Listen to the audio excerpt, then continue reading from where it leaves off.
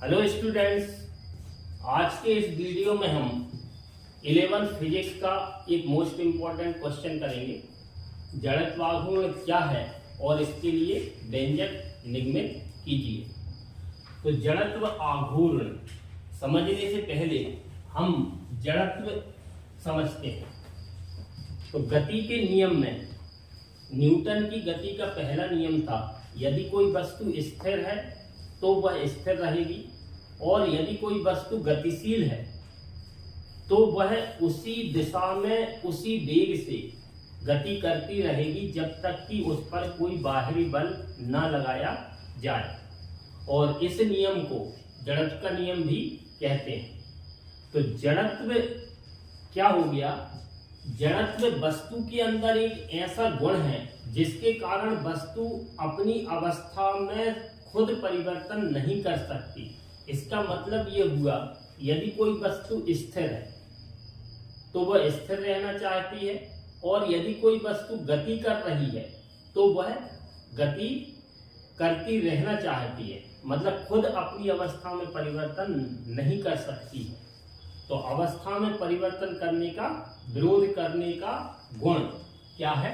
जड़त्व। अब जड़त्व आघूर्ण, तो ये आ गया घूर्णी गति में। तो जो रैखिक गति में जड़त्व होता है बिल्कुल उसी जैसा जड़त्व आघूर्ण है घूर्णन गति में।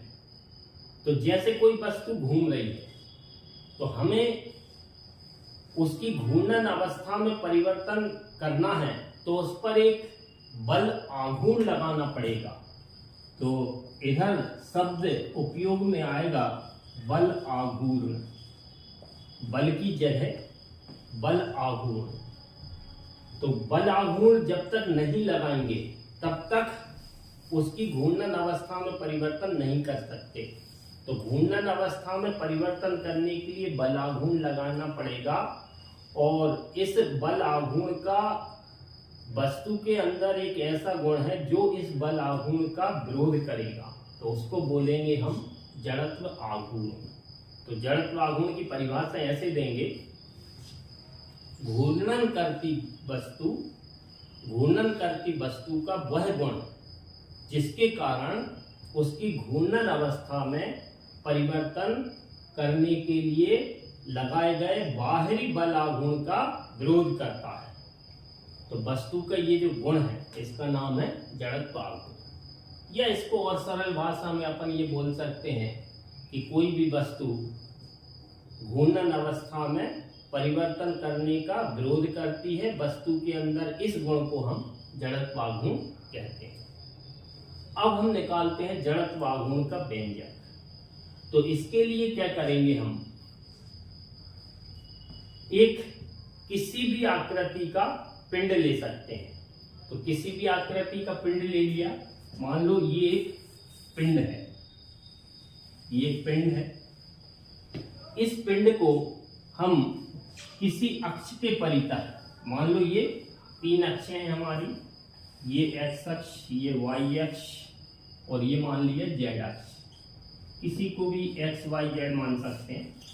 तो ये तीन अक्षें हैं एक्स वाई जेड। इस पिंड को हम जेड अक्ष के परितः घुमा रहे हैं। जैसे ये जेड अक्ष है, इधर एक पिंड है, इस पिंड को इस अक्ष के परितः घुमाया जा रहा है। अब ये पिंड कई कणों से मिलकर बना है।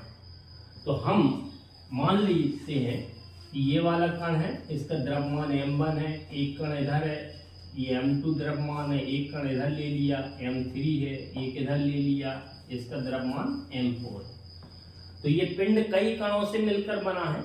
उनमें से कुछ कण हमने मान लिए, ये चार कण हैं, इनके द्रव्यमान m1 m2 m3 m4 हैं।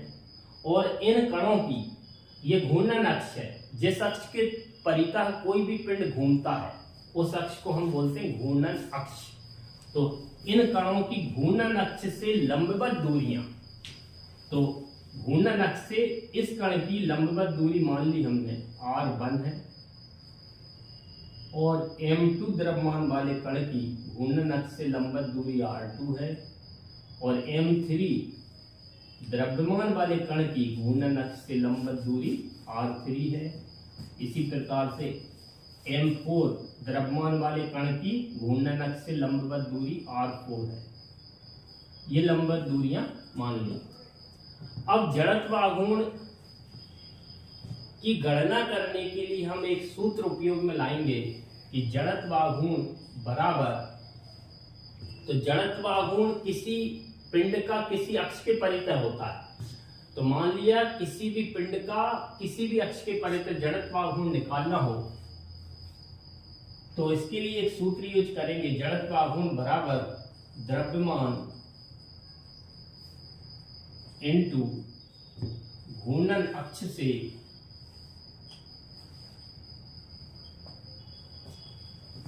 कण की लंबवत दूरी।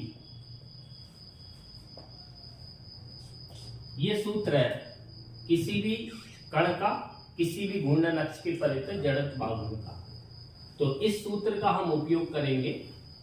तो इसके लिए सबसे पहले हम M1 द्रव्यमान वाले कण का जड़त्व आघूर्ण निकालेंगे और जड़त्व आघूर्ण को दर्शाया जाता है कैपिटल I से।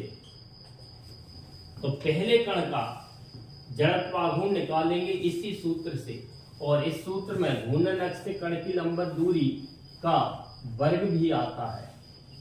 तो अब हम निकालेंगे पहले कण का जड़त्व आघूर्ण, तो इसको मान लेंगे हम I1 बराबर, ये सूत्र है द्रव्यमान, तो पहले कण का द्रव्यमान मान लिया M1 है, तो M1 इंटू दूरी का वर्ग, तो इस कण की घूर्णन अक्ष से दूरी R1 है, तो ये जाएगा R1 स्क्वायर। ये हमारे पहले कण का जड़त्व आघूर्ण निकला है। इसी प्रकार से हम बाकी के कणों के निकालते जाएंगे और थ्योरी में एक एक लाइन लिखते जाएंगे कि M2 द्रव्यमान वाले कण का घूर्णन अक्ष के परितः जड़त्व आघूर्ण वो निकलेगा I2 बराबर M2 into R2 square. M3 द्रव्यमान वाले कण का घूर्णन अक्ष के परितः आघूर्ण I3 बराबर M3 इंटू R3 स्क्वायर। इसी प्रकार से M4 द्रव्यमान वाले कण का घूर्णन अक्ष के परितः जड़त्व आघूर्ण I4 बराबर M4 इंटू R4 स्क्वायर। ये हमें एग्जाम में बीच बीच में थ्योरी लिखते जाना है। इसके बाद हम 2-3 लाइनें छोड़ देंगे डैश डैश करके। इसका मतलब ये हुआ कि इसी प्रकार से और भी कणों के जड़त्व आघूर्ण निकलेंगे। अब हम निकालेंगे संपूर्ण पिंड का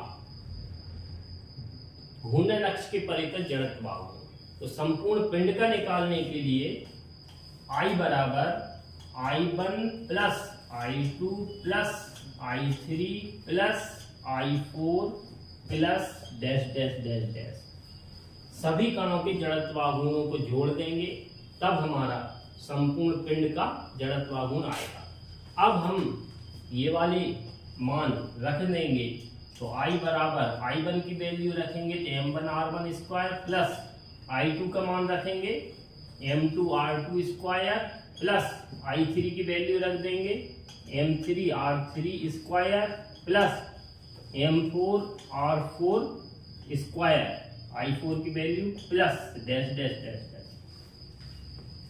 अब इधर जो आ रहा है अपना ये योग आ रहा है, और योग किसका हो रहा है? द्रव्यमान दूरी के वर्ग का। इसका मतलब ये हुआ योग को हम दर्शाते हैं सिग्मा से, तो I बराबर ये सिग्मा हो रहा है, मतलब योगफल हो रहा है। किसका योग हो रहा है? द्रव्यमान इंटू दूरी के वर्ग का। तो इसको हम लिख सकते हैं सिग्मा mr स्क्वायर। ये फॉर्मूला जो निकला है ये संपूर्ण पिंड का किसी घूर्णन अक्ष के परितः जड़त्व आघूर्ण का सूत्र है ये। तो इस तरह से ये इंपॉर्टेंट क्वेश्चन है। तो ये सिग्मा के बारे में थोड़ा सा और समझा देते हैं। जैसे ये लिखा हुआ है सिग्मा x, इधर लिखा है I और इधर लिखा है I इक्वल 1, इधर लिखा है 5। तो इसका मतलब ये हुआ ये x का योग हो रहा है, x का योग हो रहा है और जहां पर x के जो नंबर है i की वैल्यू 1 से लेकर 5 है। तो यदि हम इसको ओपन करेंगे तो इसको हम लिखेंगे x1 plus x2 plus x3 plus x4 plus x5 तक, क्योंकि ये सीरीज कहां तक जा रही थी, x5। तो ये जो x1 x2 x3 x4 x5 का योग है, तो योग इतना सारा ना लिख के हम ये पूरे योग को किस रूप में लिख सकते हैं, सिग्मा। और किसका योग हो रहा है, x का। अब x की वैल्यू है, नंबर है 1 2 3 4 5, तो इधर कुछ भी x i जरूर नहीं आई, और कुछ भी लगा सकते हैं, xn लिख सकते हैं। तो n की वैल्यू जहां से स्टार्ट हो रही है उधर उसे नीचे लिखना है, और जहां पर खत्म हो रही है उसे आखिरी में लिखना है। तो इसी आधार पे हमने इस पूरे मान को हमने सिग्मा के रूप में ये लिखा हुआ है। तो यदि ये वीडियो पसंद आए तो चैनल को शेयर और सब्सक्राइब जरूर करें, ताकि आगे की वीडियो आप तक पहुंचते रहें। और एक तो उसमें मंदिर की घंटी जैसी बनी होगी, उसको भी आप दबा सकते हैं, ताकि नोटिफिकेशन आप तक पहुंचते रहे। Thank you.